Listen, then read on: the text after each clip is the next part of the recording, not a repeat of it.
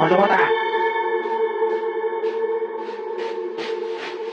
នេះតាផ្ទះហ្នឹងហើយយប់ហ្នឹងពូតែឯងសម្រាប់ហ្នឹងហើយចាប់ខ្មោចនៅផ្ទះហ្នឹងបងអើយ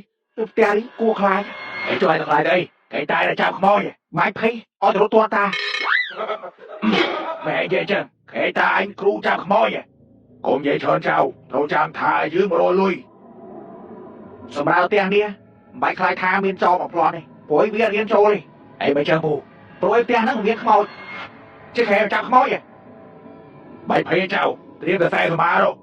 ពូទៅផ្ទះវាអត់ឌូទេអានេះផតហើយពួកខ្ញុំដេកដាវបាយភ័យចាំយល់ពូសេរីតង់ឲ្យចុះមិនឲ្យពួកខ្ញុំទៅដេកផ្ទះពួកឯងហ្មងអីទៅដេកផ្ទះឯងមកយោបាយជប់ឡើងខ្មោចនាំអញទៅបាត់ប្រពន្ធដេកអ្នកឯងហើយមកឡើងទៅសេរីពូនអញអូលចោមួមអើយបើយកតែខ្មោចមកដាច់ខ្សែសមាមួមទាំងអស់គ្នាតា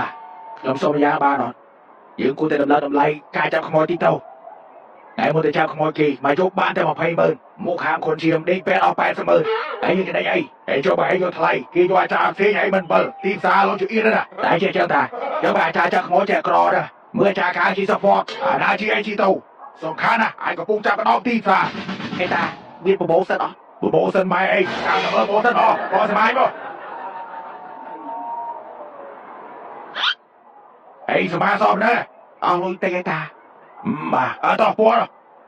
តែតារត់ស៊ីយូរឡើងសបែសមាចាប់ខ្មោចក៏លែងចង់មានអីកុំលូចោ